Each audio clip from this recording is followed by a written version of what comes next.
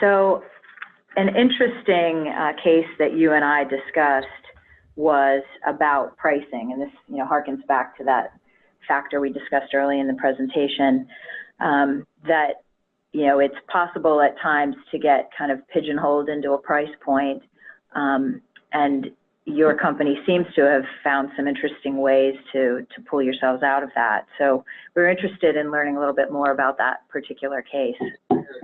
Yeah, I would say that for the past 15 years or so, we've played predominantly in the $39.99 to $49.99 range. That's what most of our retailers have really put us out at. This is where the retailers saw our brand living, and to some extent, we probably had the same thoughts internally that this is our home. As I mentioned earlier, we've been broadening our assortment over the past couple of years, and some of our new styles have more expensive lasts. They have richer upper materials. They have more bells and whistles and more features and benefits.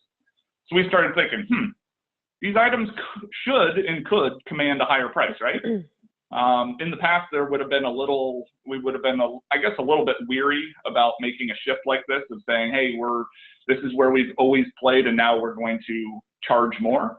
But the first insight information showed that the customer agreed with us, and they validated it through many of our tests by having perceived AURs of $5, $8, $10 higher on the surveys. So obviously, with that, it wasn't something that was inorganic. We didn't just raise retails. We actually said, we're building more into this.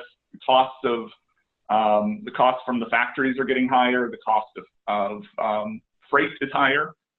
So this has helped with margin. It's helped both us internally with margin as well as the retailers. If they can sell something for $59.9 that they would have been selling for $44.9 before, they're making a lot of extra margin.